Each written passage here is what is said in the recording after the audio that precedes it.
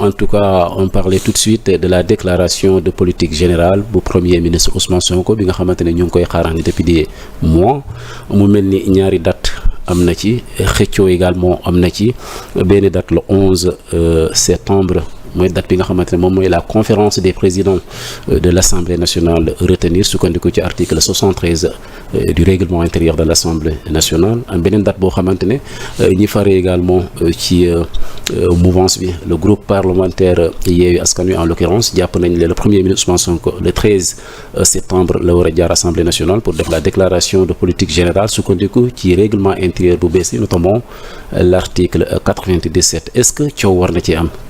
waaw merci beaucoup Birama xam nga la déclaration de politique générale dafa nekk loo xam ne constitution moom moo ko wax.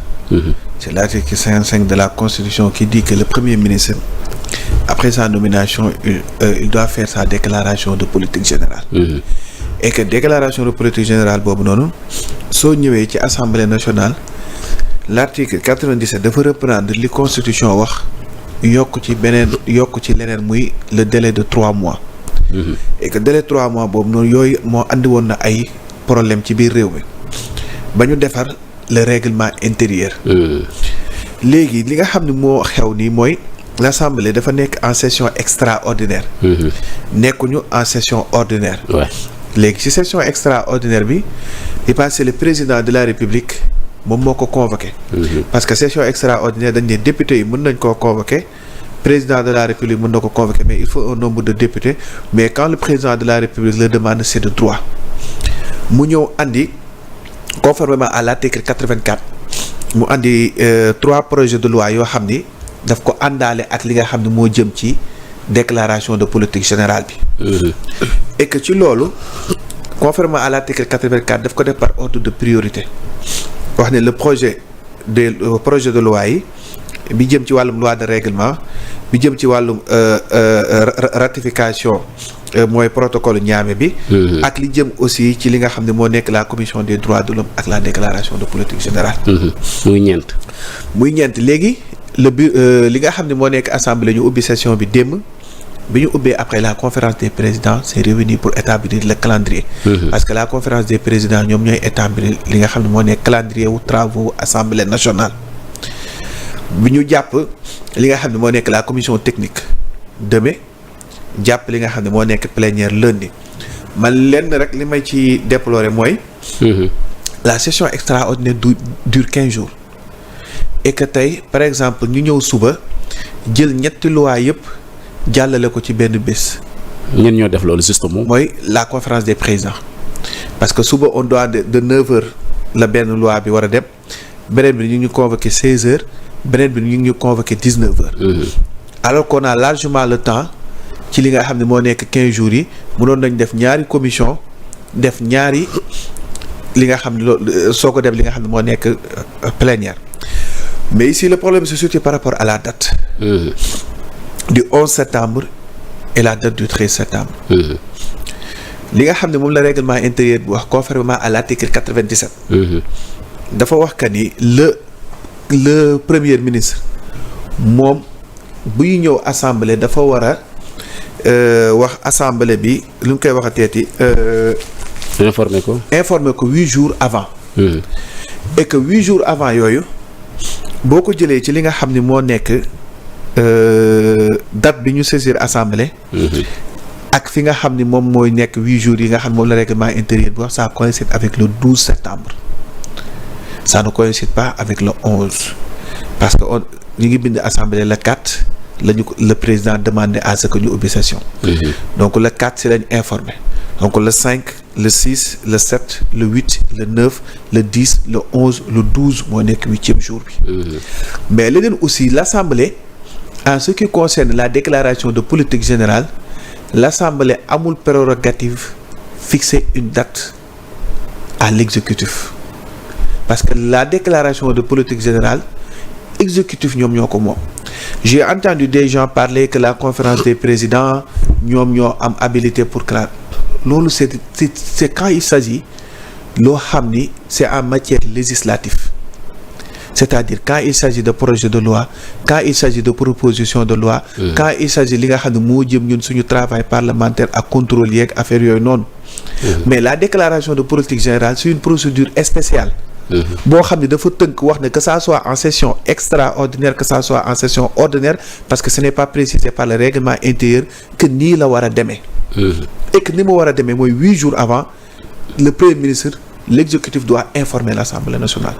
loolu règlement intérieur bu bees bee ko. non loolu moo mës a nekk. même ci règlement l'article 97 loolu moo ci mës a nekk. l'article 97 dañ ko dindi woon rek andiwaat ko. ci règlement intérieur bu bees bi. et que tey li nga xam ne moo am mooy le premier ministre c'est à lui wax ne man date sangam laay ñëw ci biir session extraordinaire. Pourtant un ancien député dogguma la en l'occurrence Théodore Chérif Monté bokk ci député yi gënoon ràññeeku ci 13e législature bi dafa jàpp ne du exécutif moo war a jox injonction le pouvoir législatif. non xam nga loolu c'est pas une injonction parce que la déclaration de politique générale l'exécutif ñoom ñoo koy ñëw def. Et que c'est le règlement intérieur qui dit que l'exécutif doit informer l'Assemblée nationale 8 jours avant. C'est pas une injonction xam nga injonction mooy ñëw ne la defal lii mais tey loolu prérogative u exécutif la parce que qui vient faire la déclaration de politique générale exécutif ñoo ñëw wax ñu ñoom fan lañ bëgg a jëmee réew mi ak nan lañ koy defee ak fan lañ bëgg a dem loolu ça n'appartient pas à l'Assemblée. Léegi l'Assemblée on est en procédure d'urgence ou bien? On n'est pas en procédure d'urgence parce que la demande n'est pas accompagnée d'une demande de procédure d'urgence. On est en procédure normale. Et que le président bi muy saisir quand l'urgence est demandée par le président de la République, l'urgence est de droit et l'urgence peut être demandée par 10 députés. Li nga xam ne moo nekk la procédure d'urgence 10 députés xaw ma 1/10 des députés. Le dixième. 1/10 des députés mën nañu ko demander. c'est 16 ou 17. 17 mën nañu ko demander c'est 1/10 des députés mën nañu demander l'urgence. Ici l'urgence n'a pas été demandée ni par l'Assemblée nationale ni par le président de la République. Donc il n'y a pas d'urgence. Il n'y a pas d'urgence, il n'y a pas d'injonction. Parce que c'est le respect du règlement intérieur qui dit que le président, l'Assemblée, quand on faisait la déclaration de politique générale de Amadou Ba, c'est Amadou Ba qui a informé l'Assemblée qu'il viendra faire sa déclaration le 12 septembre. C'est pas l'Assemblée qui avait fixé la date parce que ça relève pas de l'Assemblée de fixer une date pour la déclaration de politique générale. Si c'était à l'Assemblée bu fekkoon du ay affaire injonction du fekkoon Assemblée mooy fixer date donc coow lu du yegg si lan nga jàpp ne moom moo indi coow li parce que xëccoo am na déjà ci ñaari date le 11 ak le 12 déjà ci ni ñu dugalee information bi yaa ngi koy wax sànq premier ministre président de la République en tout cas disons tout simplement les tenants du pouvoir le 4 lañu informé Assemblée nationale mu am 8 jours justement pour pouvoir prendre connaissance de l'affaire mu war a coïncider avec le 12 le 13 Ousmane Sonko war a ñëw en tant que premier ministre def sa déclaration de politique générale de l'autre camp ñu jàpp ne c'est des calculs politiques parce que le 12 dafay coïncider ak date bi assemblée di am 2 ans jour pour jour mu nekk à partir de ce moment-là président de la République mën na sukkandiku ci article 87 pour dissoudre ko est-ce que quelque part ñi jàpp le 11 jàpp ñu ne tamit ñii dañ leen di tendre piège justement pour muñ leen yóbbu ci date 12 boobu mun a dissoudre assemblée. non xam nga tey c'est le président de la République qui a saisi l'Assemblée pour l'ouverture d'une session extraordinaire et l'ouverture de la session dure 15 jours mu ngi war a jeex le 19 septembre et que entre le 15 jours yooyu noonu le premier ministre pouvait dire que je viens le 14 ou je viens le 15 maintenant le président de la République qui a saisi l'Assemblée nationale pour une session extraordinaire et qui a demandé à ce que le premier ministre ñëw def sa déclaration de politique générale même si la date bi nga xam ne tey on peut dissoudre l'Assemblée c'est à partir du 12 septembre mais nit ñi ñooy xool est-ce que le président dina jël pour dissoudre l'Assemblée après avoir saisi l'Assemblée nationale en pleine session extraordinaire donc man nekkuma ci calcul politicien wala calcul lii man je parle des textes je parle li yoon wax li droit wax xam nga bu texte yi waxee lii léegi ay supposition mënatul am maintenant texte yi dafa ne 8 jours avant les 8 jours c'est à partir du 12 septembre au moins 8 jours boo neexee mu ne le 13 laa koy def bu neexee mu ne le 14 laa koy def maintenant c'est pas à nous de dire que le président mën na tas assemblée wala leen. mais le président c'est lui qui a saisi l'assemblée et bi ñu saisir assemblée xam na ni session extraordinaire bi dina romb le 12 date bi ñu war a tas assemblée nationale. Est-ce que en ce moment-là le président après avoir saisi l'Assemblée nationale après avoir demandé à ce que DPG bi bokk ci loolu maintenant les gens vont juger est-ce qu'il va dissoudre après l'Assemblée nationale. Mais honorable, à partir du moment où le premier ministre Ousmane Sonko moom mi waral coow li annoncé ne que yor na document de politique générale am te mën na ko def gis nañ ay ñooñam également di ko tagg ci mbir moomu ne ku miin assemblée la ku mën yëfi la le document est prêt. Est-ce que coow waroon na am ci le 11 ou le 12 ci document boo xam ne nee nañ pare na te Ousmane Sonko miin na assemblée il a été député à l'Assemblée nationale. Est-ce que coow war na ci am su fekkee y a pas de calcul politique derrière tout ça. moom laay wax ma ni peut-être que ci lépp am na ay calcul politique moo xam boor bu mu mën a nekk. xam nga boor bu mu mën a nekk mën na am ay calcul politique mën na am des choses derrière que ça soit du côté du premier ministre Ousmane Sonko que ça soit du côté de Benno Bokk Yaakaar mais moi ce que je dis mooy ce que les textes disent. lii la texte yi wax au moins warta romb warta yées 8 jours. donc texte yi loolu lañ wax appliquons ce que disent les textes. maintenant nag li ci xew après loolu les Sénégalais vont apprécier. Ah bon, en tout cas on a vu ay députés ñu faree ci groupe parlementaire Yewwi Askan Wi ku ci mel ni au-delà même du communiqué bi nga xamante ne génne nañ ko ku ci mel ni Amadou Ba fari si ñoom moom il a dit de manière intrinsèque que le 11 bi nga xamante ne moom la conférence des présidents jàpp bu jotee Ousmane Sonko du ñëw assemblée nationale bu ñëwul député yi ñëw lan moo mën a xew justement. moi ce que je dis mooy il y a le législatif il y a l'exécutif. Et il y a la séparation des pouvoirs. Et en tant que parlementaire en tant que député ñun dañuy def li nga xam ne moom moo ñu war exécutif di def li nga xam ne moom moo ko war et que par rapport à la date moi j'ai dit que ni ça doit coïncider avec le 12 l'assemblée ñoom ñu ne la conférence des présidents ñoom ñu ne le 11 maintenant le groupe parlementaire des fois c'est le prolongement des partis politiques. Parce que groupe parlementaire des fois eux ils défendent les positions politiques des partis. Alors que moi je parle du rôle de chacun. De l'exécutif et du législatif. Donc man en tant que parlementaire li ma gëm mooy du moment où li nga xam ne moo nekk déclaration de politique générale bi def nañ ko ci session extraordinaire bi 8 jours yooyu noonu date bi mu coïncider le premier ministre doit venir faire sa déclaration de politique générale. yeneen li ci des nag yooyu c'est des considérations yoo xam ni personnelles politiques yoo xam ne man awma lu ma ci. On a l'impression que bipolarisation am na au sein de l'Assemblée entre Benno ak Yewwi lan mooy position groupe parlementaire Liberté Démocratie et Changement par rapport ak problème bi. xam nga ñun amuñu position par rapport ak bipolarisation ñun xam nga lan la ñu am. non mooy la position par rapport à la situation actuelle mooy la position des textes. quand biñ nekkee à la conférence des présidents il y avait notre président de groupe parlementaire. Il y avait ñi nga xam ne ñooñu fa nekkaloon. Ils ont défendu le respect des textes. 8 jours yi assemblée wax nañu respecter li nga xam ne moo nekk loolu c'était ça la position de notre groupe au sein de la réunion. mooy kon il y a pas lieu de se précipiter par rapport ak même les travaux en commission par rapport à la séance plénière et que respecter et notre président du groupe parlementaire a défendu même l'idée selon laquelle ce n'est pas à l'Assemblée de fixer une date à l'exécutif. Maintenant coow li am na Assemblée fixé na date bi maintenant l'exécutif va apprécier. Parce que ñoom ñoo war a ñëw def déclaration de politique générale, c'est cette position-là qu'on a défendue parce que nous sommes pour le respect moo xam boor bu mu mën a nekk. Le respect des textes. Tey bu fekkee la date coïncide avec le 12. Le premier ministre doit venir faire sa déclaration de politique générale le 12 parce que ça coïncide avec le 12. Alors crainte bi mooy la motion de censure yàgg nañ ko évoqué defe naa ca jour ba ñu waroon tëj la deuxième session extraordinaire la ko président Abdou Mbow je veux parler du président du groupe parlementaire Benno Bokk Yaakaar def annonce bi en grande pompe sous les applaudissements de ñu mu bokkal le groupe parlementaire Benno Bokk Yaakaar jàpp ne dinañ déposer une motion de censure pour faire tomber le gouvernement d'Ousmane Sonko pour reprendre ses mots daaneel gouvernement bi lan moo seen position par rapport ak motion de censure boobu nga xamante ne ñu wax ko ñàkk koo wax moo indi xëccoo bi ci ñaari date yi.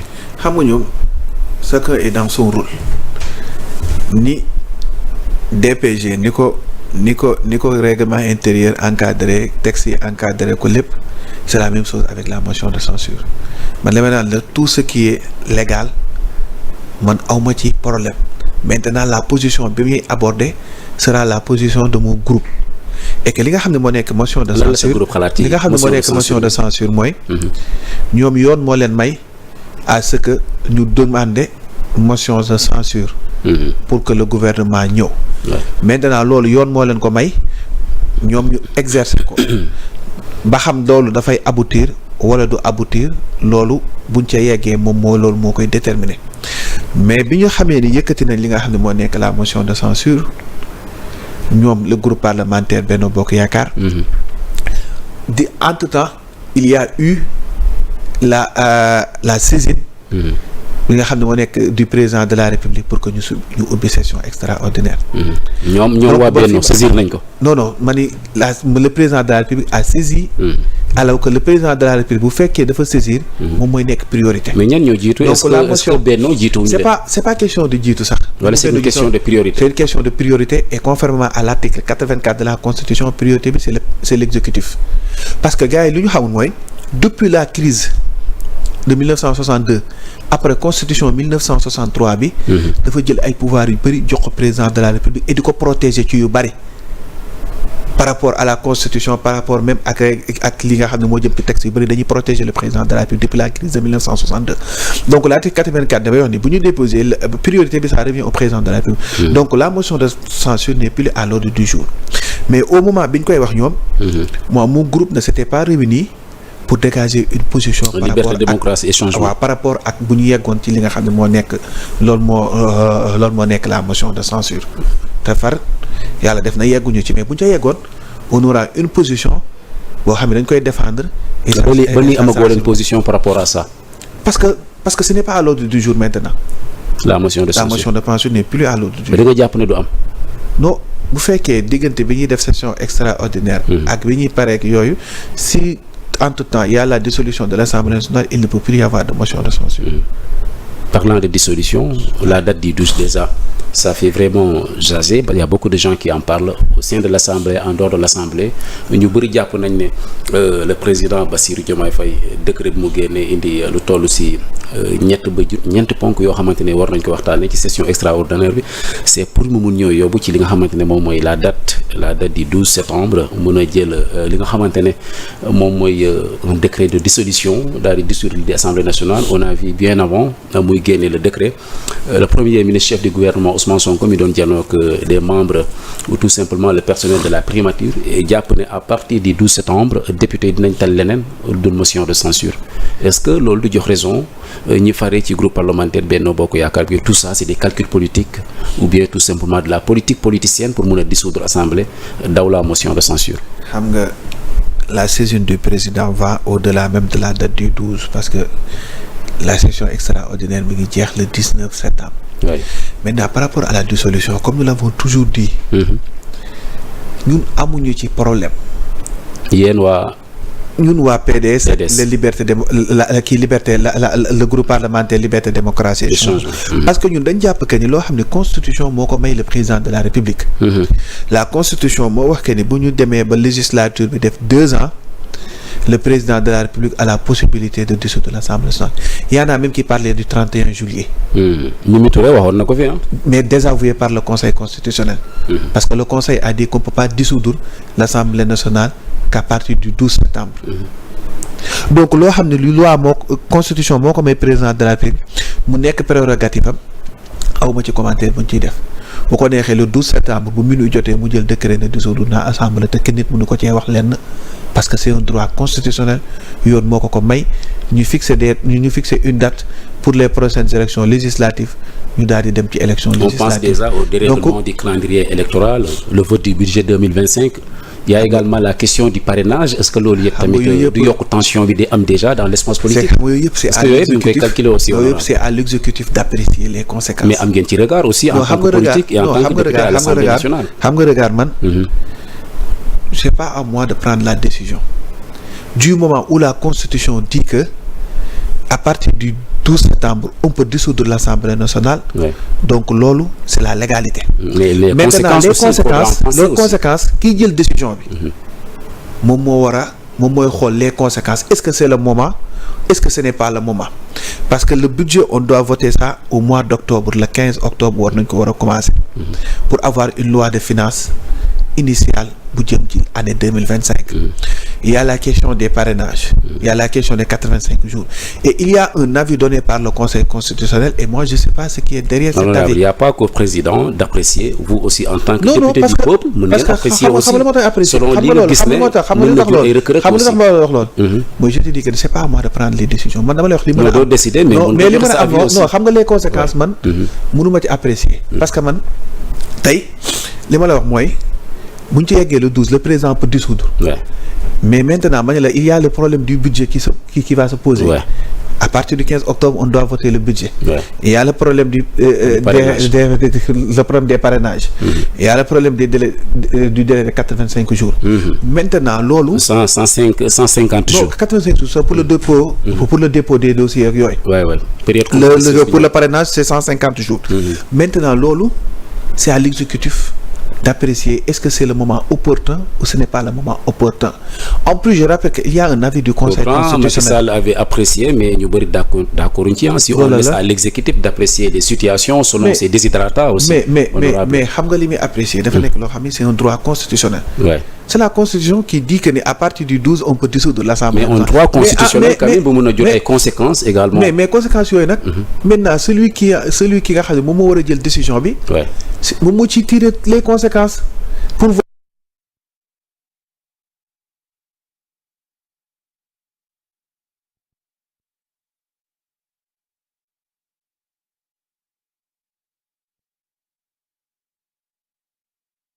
c'est nous qui votons les textes donc application texte yi dafay imposer à nous. C'est la constitution qui dit que le président peut dissoudre à partir du 12 et je rappelle qu'au moment où cette disposition ñu koy mettre ci constitution bi moment boobu y avait pas la question des parrainages moo tax ma ni ñun suñu texte yi gis nga ni mbir buy évoluer texte yi dafa war di évoluer parce que da ngay dem ba benn situation dab la mu am un vide juridique doo xam nan nga koy régler on va se retourner vers le Conseil constitutionnel pour demander à ce que lii nan lañ ko war a mën a defee moo tax may wax que ni ñun li nga xam ne moo am. Est-ce qu'il ne pouvait pas nous épargner de cet éternel ceci parce que li ñu saisir Conseil constitutionnel entre disons tout simplement fin 2023 à 2024. mais c'est lu bëri ci loo xam ne ñoom xam nañ conséquences yi justement. moi je trouve que c'est une bonne chose. Parce que la saisine du Conseil constitutionnel. Le dialogue entre les institutions. Non, c'est normal parce que c'est le rôle du Conseil constitutionnel. Quand il y a un vide juridique. Dans une situation sur une situation boo xam ne xamuñu fan la jëm. On doit demander l'avis du Conseil constitutionnel. Et que tey on devait même permettre ci yenn questions yi que les citoyens puissent saisir même le Conseil constitutionnel comme ce qui se passe au Bénin. Où on va avoir des décisions constitutionnelles yoo xam ni dafay mën a servir de jurisprudence par rapport à certaines situations. Maintenant si le président de la République c'est à lui d'apprécier si c'est le bon moment ou c'est le mauvais moment. Du moment où constitution moo ko may bu ñu ca yeggee moom mooy prendre la décision bi nga xam ne jàpp nañu mooy décision bu gën bi. bu loolu amee. on en tire toutes les conséquences et que ñu continuer doxal. si on doit aller vers des élections législatives. Que les gens se préparent ñu dem vers des élections législatives.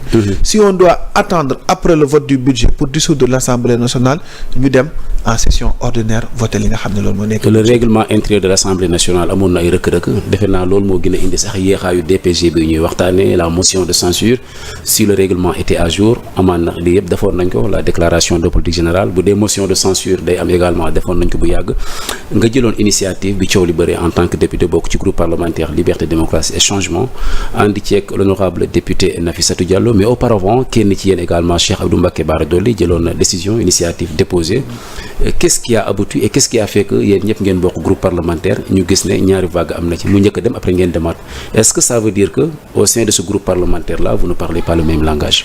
xam nga coowal règlement intérieur mu ngi am en septembre après en 2022 bi ñu installé.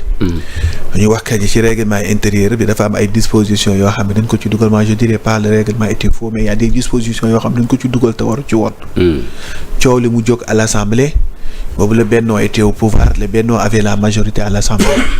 Le député Mamadou Lamine Diallo même avait écrit au président de l'Assemblée nationale. Le président avait dit que conformément au règlement intérieur dinañu régler la situation réglé wuñ ko. ba coowal déclaration de politique générale bi am mooy comme li ngay wax si le règlement intérieur mettre nañ ko à jour. Aujourd'hui, on ne parlait pas de déclaration de politique générale. Aujourd'hui, on ne parlait pas de motion de censure parce que le Premier ministre ñu ngi ko fal le 2 avril. Le 2 ou le 3 avril. Le 3 avril le président fal. Donc le 3 avril tey bu fekkoon ci en période boobu ñu ngi nekkoon en session ordinaire après le mois de mai réglé woon nañ la question du règlement intérieur comme le mois de juillet dépassé nañ waxi déclaration de politique générale. Mais bi coow bi persister ce n'est pas une question que ni ñun parce que yàgg nañu ñun di jël ay décisions ci groupe bi te Cheikh Abdou Mbacké du ci ànd. mais la question moom moo leen ci jiitu. non c'est pas moo ñu ci non personne ne peut donner. parce que d'ailleurs il a montré sa frustration à la suite de xam nga tey personne ne peut donner. preuve que ni Cheikh Abdou Mbacké jiitu na wala jiitu. mais moom loolu la jàpp xam nga loolu la jàpp mais xam nga loolu la jàpp mais je voudrais après que ni xam nga tey Mamadou Lamine Diallo ak Cheikh Abdou Mbacké ñoo bokk benn groupe. Mamadou Lamine Diallo avait déposé une loi sur l'homosexualité. teewul Cheikh Abdou Mbacké dafa dem déposer dugal loi homosexualité. alors que Mamadou Lamine Diallo defoon na ko.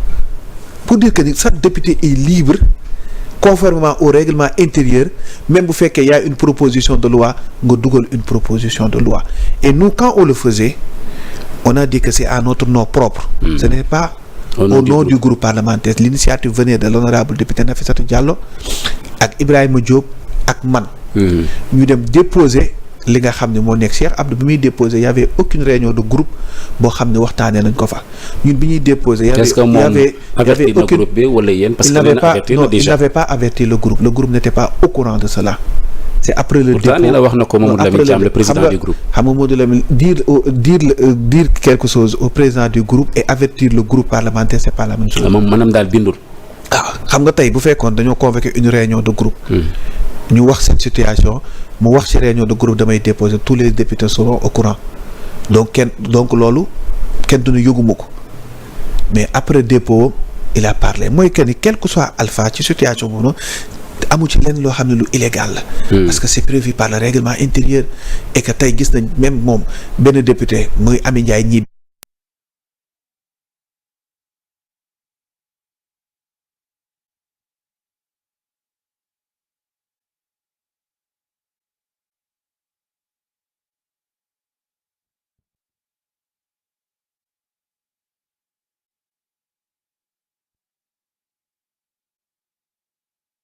de groupe parlementaire et les non inscrits ñoom bi ñu waxtaanee les trois présidents notre proposition de loi dafa doon porter seulement ci les dispositions relatives au premier ministre c'est-à-dire la motion de censure la déclaration de politique générale mais ñoom ñu daje wax ne dañuy defaraat règlement intérieur bi au-delà ci loolu il y a d'autres dispositions yoo xam ne leerul woon par rapport ak question préjudicielle yi par rapport ak vote électronique bi donc yooyu yëpp foog ñu profité defaraat ko donc et groupe parlementaire ak les non inscrits ça c'est l'Assemblée nationale parce que tous les députés ñoom sont concernés donc benn proposition de loi mënatuloon valable parce que ñun ay bu yooyu dafa nekkoon loo xam ne lu spécifique la woon ci benn ci ay dispositions mais léegi ñu ne lii dafay regrouper les trois groupes parlementaires les non inscrits ñu def leneen loolu moo tax bi ñu paree ñoom dem sali nous il y avait Mamadou Lamine Diallo et Mamadou Lamine Thiam et l'honorable député Nafissatou Diallo ñoom ñoo ñu fa représenté les non inscrits am ñu leen fa représenté Yewwi Askan Wi am Sanu Jonn Yewwi Askan Wi am ñu leen fa représenté Benno am ñu leen fa représenté ñu liggéey ci règlement intérieur bi ñu ñëw andi ko fi nga xam ne moo nekk Assemblée nationale ñu voté ko et ñu promulgué ko li nga xam ne moo génn le 30 bi ñu génn si lañ promulgué la loi promulgation boobu sax gis naa ñi faree ci Benno Bokk Yaakaar di ŋaañi ci anam yi ñu ko defee jàpp ne président dafa promulguer loi bi dugal ko ci poosam et que si le ministre de la justice jaaroon assemblée waxee ko noonu ñoom ni ñu comprendre est-ce que c'est ça noonu la demee li Ousmane Diagne wax ak ñoom ni ñu ko jàngee dafa yëgal que ni la loi était promulguée mais nous tous nous avons vu que la promulgation publiée nañ ko ci journal officiel. parce que après mais ñoom nee nañ gisuñu ko non les députés de Benno Bokk Yaakaar dégg ñu koy fustiger Birama quand on ne consulte pas fii ñun ñi ci bari duñu consulter le journal officiel. ñu ci bari duñu ko consulter. alors que après génnee nañu journal officiel bi wax ne bi conseil constitutionnel. bi ñu ko saisiré je pense que le 24 ou le 26. le conseil constitutionnel joxe son avis le 30 loi bi promulgué nañ ko publier ko journal officiel. l' essentiel mooy que ni la loi a été promulguée loolu moom moo ci ëpp solo que permettre na tey ñu amaat un règlement intérieur. donc daal li ñoom Abdou Mbow di wax noonu s'en tient pas. non xam nga man am na ci considération yoo xam ne man nee naa la ku ci nekk dama lay nangul la ngay wax. parce que on est en politique. Ouais. et on est en démocratie position yi dafay. mais parfois aussi nit lu wax lu tegu ci yoon. mais parfois man. parce que loi tamit bu ñu ko promulgué. xam nga man li may wax xam nga dafa war a siiw aussi. xam nga li may wax kii xam nga lan mooy siiwal loi. c'est la publicité. et la publicité ci journal officiel lañ koy defee. te bu doon loi bi nekkuloon ci journal officiel bi. là on peut dire que ni loi bi siiwaluñ ko. mais boo demee ci journal officiel après génn nañ gis que ni loi bi dugal nañ ko ci li nga xam ne moo nekk journal officiel bi. alors